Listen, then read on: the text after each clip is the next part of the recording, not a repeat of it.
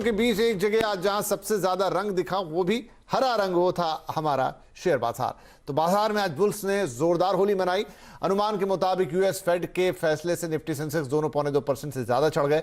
Nifty 17,300 के करीब बंद हुआ तो बैंक निफ्टी ने आउट परफॉर्म कर दिया। बाजार का डिटेल देने के लिए हमारे साथ जुड़ गए हैं हमारे सहयोगी सुमित मेहरोत्रा। तो सुमित, बाजार में आज होली का माहौल था और रंग था हरा।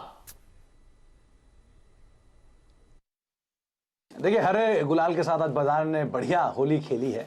पूरी तरफ चौतरफा आपको खरीदारी दिखाई पड़ेगी, चाहे आप फ्रंट लाइन इंडेक्स में निफ्टी सेंसेक्स को देख लें, निफ्टी बैंक को देख लें, मिड कैप को देख लें, स्मॉल कैप देख लें, मेटल, ऑटो, सब में एक बढ़िया खरीदारी बनते हुए दिखाई पड़ी। मल्टीपल ट्रिगर्स, फेड का आउटकम, एक्सपायरी का दिन, छोटा जो एक्सटेंडेड वीकेंड है, वो ऐसे मल्टीपल ट्रिगर्स बनते चले गए जो कि भारतीय बाजारों के लिए एक अच्छी तेजी के तौर पे सामने आते हुए दिखाई पड़े। तो बढ़िया तेजी रही। छोटे छोटे कई पॉकेट्स, सब सेक्टर्स, मिसाल के तौर पे लिकर हुआ, पेपर हुआ, सीमेंट हुआ, एनबीएफसी हुआ, जहां पर खरीदारी आते हुए दिखाई पड़ी। तो ओवरऑल मूड माहौल बेहतर रहा और हफ्ते का आखिरी जो सत्र रहा वो भी शानदारी देखने को मिला।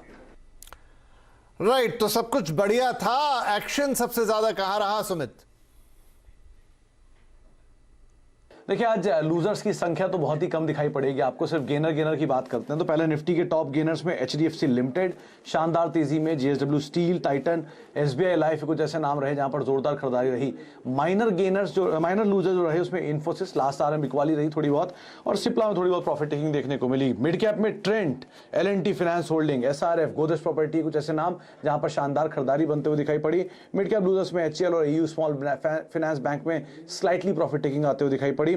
एफ&ओ गेनर्स में Trent, GNFC, L&T finance holding और कोरोमंडल, ये कुछ ऐसे नाम थे जहां पर शानदार खरीदारी बनते हुए दिखाई पड़ी। वहीं थोड़ी बहुत बिकवाली ABB, Atul limited, Infosys, Apollo hospital के अंदर लास्ट आवर के अंदर आते हुए दिखाई पड़ी। आज बैंकिंग का दिन था तो कोटक, बंधन bank, RBL bank, HDFC bank, ये कुछ ऐसे नाम थे जो कि जोरदार तेजी में थे। ऑटो में आज रफ्तार थी बालकृष्ण इंडस्ट्री में, बॉश में, आयशर में, मारुति में, जहां पे एक अच्छी खरीदारी बनते हुए दिखाई पड़ी। और मेटल में तो सबसे ज्यादा तेजी देखने को मिली जेएसडब्ल्यू स्टील में, शानदार उछाल था टाटा स्टील, जेएसपीएल और हिंदुस्तान कॉपर जैसे नामों में। तो एक बढ़िया तेजी, चौतरफा खरीदारी। अब नजर रखनी होगी अगले हफ्ते मार्केट कैसे करवट लेता है। जी बिल्कुल, अगले हफ्ते पे नजर होगी, लेकिन इस बार तो आज की बाजार ने होली का रंग जमा दिया, जहां हरे रंग से बुल्स ने खेली जोरदार होली और दोनों ही इंडाइसेस बहुत बढ़िया तेजी के साथ हुए हैं बंद।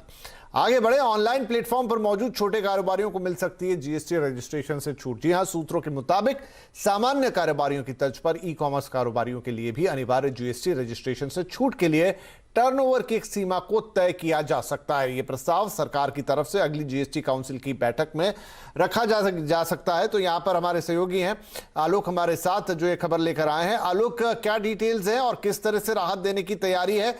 क्या ये राहत मिलती नजर आएगी?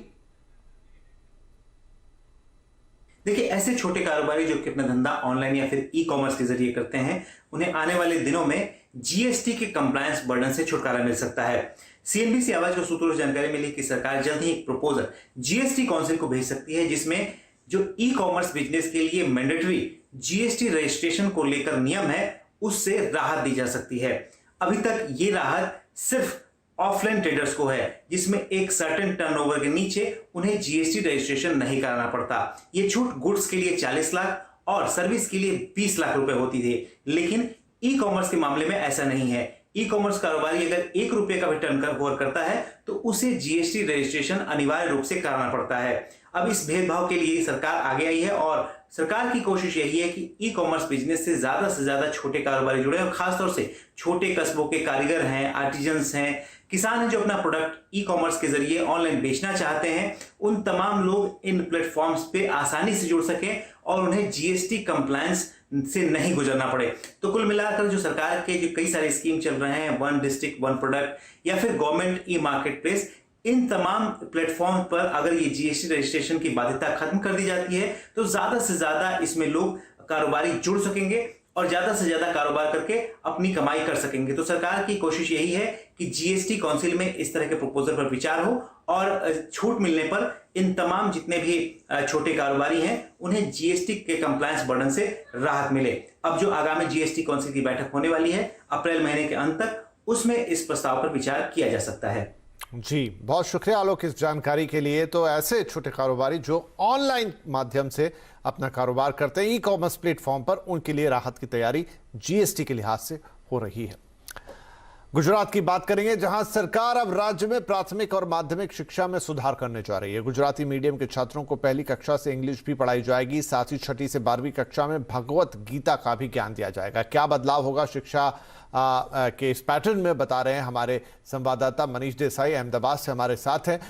मनीष, तो नई शिक्षा नीति के तहत अब क्या बदलाव है? यहाँ गीता का भी ज्ञान होगा और इंग्लिश भी सिखाई जाएगी। बिल्कुल, देखिए गुजराती मीडियम के जो लड़के हैं जो सरकारी स्कूलों में पढ़ते हैं उनको तीसरी कक्षा से इंग्लिश पढ़ाई जाती थी, लेकिन आज गुजरात विधानसभा गृह में शिक्षा मंत्री ने इस बात का जिक्र किया कि पहली दूसरी कक्षा से ही इंग्लिश का बेसिक नॉलेज दिया जाए। जैसे एबीसीडी पढ़ाई जाती है वो पढ़ाई जो है इंग्लिश की वो पहली कक्षा से ही शुरू हो, भले वो गुजराती मीडियम का छात्र हो लेकिन उसको शिक्षा दी जाए पहली कक्षा से इंग्लिश की।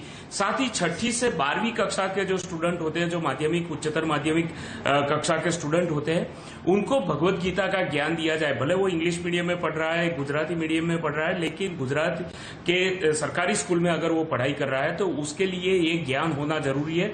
भगवत गीता के श्लोक का ज्ञान दिया जाएगा। इसके साथ साथ ही भगवत गीता से जुड़े ऐसे मतलब निबंध प्रतियोगिता हो, डिबेट हो, इस तरह की अलग अलग तरह की प्रतियोगिता में स्टूडेंट्स भाग ले, जिसके कारण इनका ये नॉलेज बढ़ता रहे।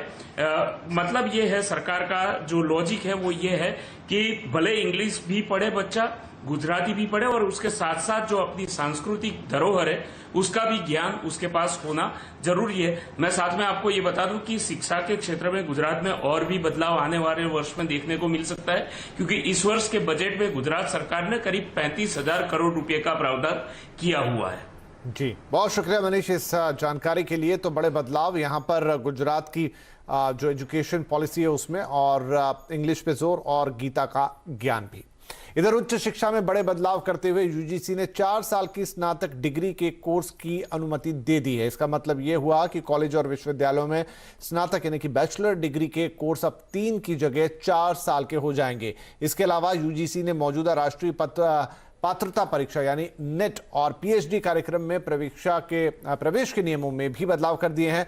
ज्यादा जानकारी के लिए अब हम बात करेंगे अपने संवाददाता रोहन सिंह से। तो रोहन, एक बड़ा बदलाव है जो कि नई शिक्षा नीति के तहत होने जा रहा है, जहां पर अब बैचलर डिग्री 3 से बढ़ाकर 4 साल की होने जा रही है। क्रेडिट सिस्टम आई थिंक इसके अंदर काम करेगा। क्या डिटेल्स हैं इसके बारे में?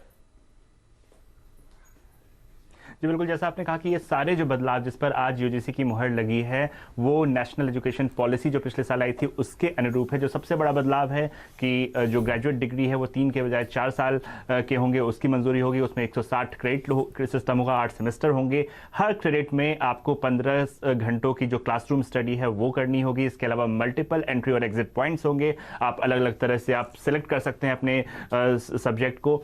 और इसके अलावा जो ब्राइट स्टूडेंट्स हैं उनको मास्टर्स अगर स्किप करना चाहें, ऐसे स्टूडेंट जिनका की जो सीजीपीए है वो 7.5 से ज्यादा है, वो सीधे पीएचडी में एडमिशन ले सकते हैं। पीएचडी को लेकर कई सारे बदलाव किए गए हैं। मसलन जो इस वक्त पीएचडी के सिस्टम में आपको जो सीधे हर यूनिवर्सिटी एडमिशन लेती है, लेकिन अब जो है कम से कम 60% उसमें जो सीटें होंगी वो नेट जेआरएफ वाले जो स्टूडेंट्स हैं उनके लिए आरक्षित की जाएगी। जो बाकी की 40% है उसमें यूनिवर्सिटी अपना चाहे तो एंट्रेंस करवा सकती है। इसके अलावा जो पुराने प्रोफेसर्स हैं जो रिटायर हो चुके हैं वो अगर चाहें तो वो 70 साल तक पढ़ा सकते हैं, इसकी बात कही गई है। और एक और बहुत महत्वपूर्ण बदलाव ये किया गया है, जो एमफिल की डिग्री होती थी उसको अब डिसकंटिन्यू कर दिया जाएगा, उसकी जरूरत नहीं है। तो बहुत सारे ऐसे बदलाव किए गए हैं जिससे कि सरकार को मानना है कि जो उच्च शिक्षा है उसकी क्वालिटी बढ़ेगी और जो छात्र हैं उनको इससे काफी मदद मिलेगी। वो सीधे फास्ट पीएचडी ले सकते हैं और साथ ही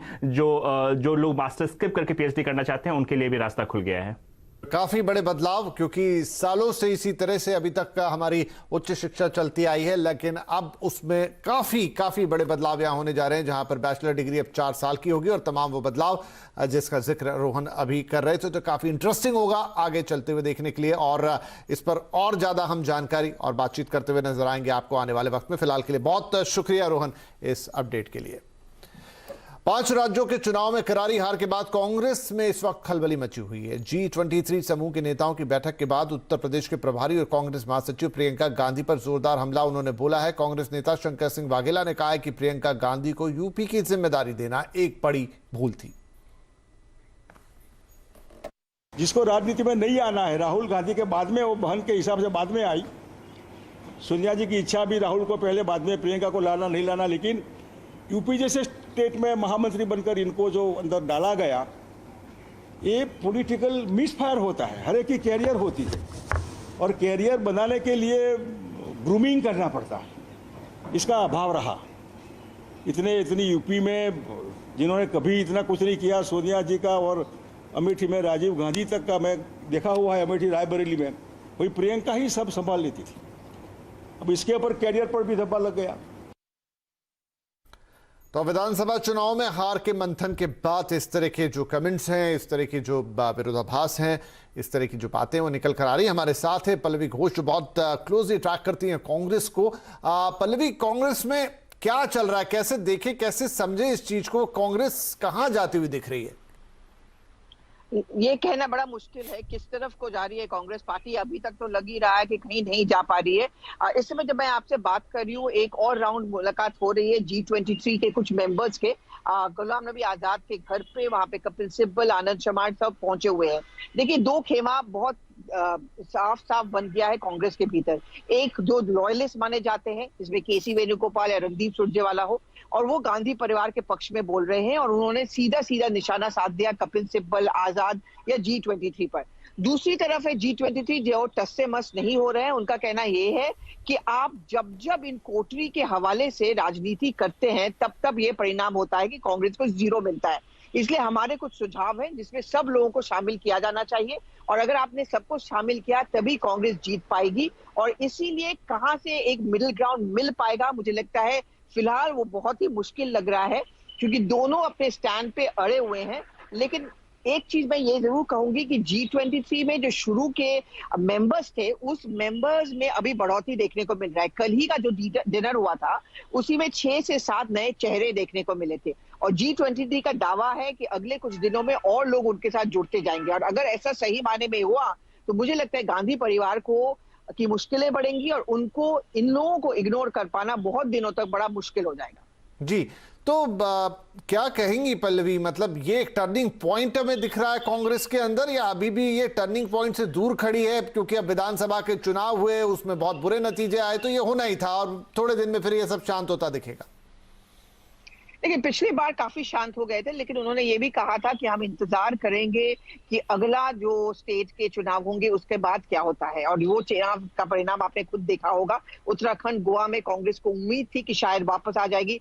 पंजाब कुछ महीने तक ऐसा लग रहा था कि वहां पे शायद कांग्रेस की सरकार फिर से बनेगी।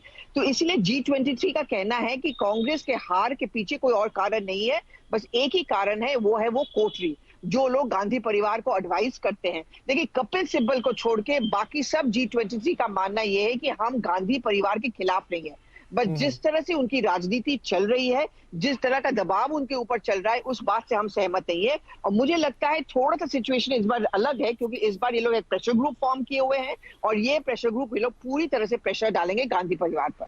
जी पल्लवी, बहुत शुक्रिया इस एनालिसिस के लिए। तो देखना होगा कि क्या ये एक टर्न अराउंड का वक्त है, G23 ये चुनाव, ये मौका, या फिर कांग्रेस वहीं पे नजर आएगी थोड़े समय बाद जब देखा जाएगा।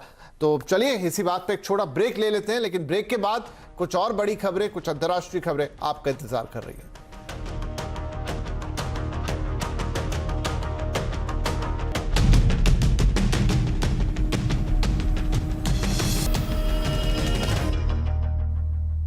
वेलकम बैक, आप देख रहे हैं आवाज समाचार। और अब कुछ अंतर्राष्ट्रीय खबरें। यूक्रेन और रूस के बीच युद्ध 22वें दिन भी जारी रहा। यूक्रेन के मरियुपोल में रूस ने एक थिएटर पर बम बरसाए। इस हमले में कई लोगों की मौत की आशंका जताई जा रही है। इस हमले के बाद यूक्रेन के विदेश मंत्री ने एक बयान भी जारी किया है और कहा है कि मरियुपोल के थिएटर पर जानबूझकर हमला किया गया। यूक्रेन ने इस हमले की कड़ी निंदा की और इसे आतंकी घटना बताया है। जब मरियुपोल में हमला हुआ उस वक्त थिएटर में गर्भवती महिलाएं, बच्चे और बुजुर्ग लोग भारी तादाद में वहां पर बचने के लिए छुपे हुए थे। युद्ध के दौरान हमलों से बचने के लिए करीब 1000 लोग उस वक्त थिएटर में थे जहां रूसी सेना ने बमों से हमला किया है। वहीं यूक्रेनी सेना की ओर से एक वीडियो भी जारी किया गया है जिसमें कीव जाने वाले रास्ते में रूसी सेना की पोस्ट को उड़ाने का दावा किया गया। इस बीच अमेरिकी राष्ट्रपति जो बाइडेन ने रूसी राष्ट्रपति व्लादिमीर पुतिन को यूक्रेन पर आक्रमण को लेकर युद्ध अपराधी बताया है। पूर्व क्रिकेटर हरभजन सिंह को आम आदमी पार्टी ने अपना राज्यसभा उम्मीदवार बनाया है। सूत्रों के मुताबिक उन्हें स्पोर्ट्स यूनिवर्सिटी की कमान भी दी जा सकती है जिसे आगे खोलने का प्रस्ताव है। चुनाव प्रचार के दौरान ही भगवंत मान ने ऐलान किया था कि उनके कार्यकाल में पंजाब में खेल को काफी बढ़ावा दिया जाएगा। इस बात पर भी जोर दिया गया था कि जालंधर में एक स्पोर्ट्स यूनिवर्सिटी बनाई जाएगी। बता दें कि इस महीने के आखिर तक राज्यसभा के लिए आम आदमी पार्टी को 5 सीटें मिलने वाली हैं। इसमें पहला ही नाम हरभजन सिंह का सामने आया है। पंजाब के मुख्यमंत्री बनते ही भगवंत मान ने भ्रष्टाचार पर लगाम लगाने के लिए एक बड़ा ऐलान भी किया है। पंजाब सरकार रिश्वत लेने वालों की शिकायत के लिए एक हेल्पलाइन नंबर जारी करेगी। शिकायत मिलने के बाद रिश्वत मांगने वालों पर कड़ी कार्रवाई की बात कही गई है। मैं एक नंबर हेल्पलाइन का जारी करूंगा। वो नंबर जिहड़ा है वो मेरा पर्सनल WhatsApp नंबर होगा। पूरे पंजाब दे विच जेकर कोई थोड़े तो रिश्वत मंगता है तो इनकार ना करियो, मना नहीं करना। यदि वीडियो ਜਾਂ आडियो बना के रिकॉर्डिंग जिहड़ी है उस नंबर ते भेज दिओ। मैं तुहानू गारंटी दिना कि मेरा दफ्तर जिहड़ा है वो इहदी पड़ताल करूगा। देश भर में धूमधाम से होली का त्योहार मनाया जा रहा है। होली से एक दिन पहले छोटी होली यानी आज होलिका दहन है। होलिका दहन की पूजा का शुभ मुहूर्त 9:06 से 10:31 तक बताया जा रहा है क्योंकि यह समय भद्रा रहित होगा, इसलिए रात को होलिका दहन का समय रखा गया और इसके बाद कल पूरे देश में रंग खेला जाएगा। CNBC आवाज की तरफ से भी हमारे सभी दर्शकों को होली की ढेर सारी शुभकामनाएं। उत्तर प्रदेश विधानसभा चुनाव में प्रचंड जीत हासिल करने के बाद योगी आदित्यनाथ होली के रंग में रंगने के लिए तैयार हैं। योगी पहली बार गोरक्षपीठ पहुंचे हैं जिसके बाद चुनाव जीतने के बाद, जिसके बाद वो कार्यवाहक मुख्यमंत्री ने होली का दहन कार्यक्रम में हिस्सा लिया। इस दौरान योगी ने लोगों को होली की शुभकामनाएं देते हुए कहा कि प्रदेश में लोगों ने 10 मार्च से ही होली खेलना शुरू कर दिया था। तो फिलहाल इस बुलेटिन में इतना ही, लेकिन खबरों पर लगातार अपडेट आपके लिए CNBC आवाज पर हमेशा हाजिर रहता है और आप हमारे सोशल मीडिया प्लेटफॉर्म जैसे ट्विटर, फेसबुक और यूट्यूब पर जाकर भी ताज़ा खबरें देख सकते हैं। चलते चलते आपको एक बार फिर होली की ढेर सारी शुभकामनाएं। नमस्कार।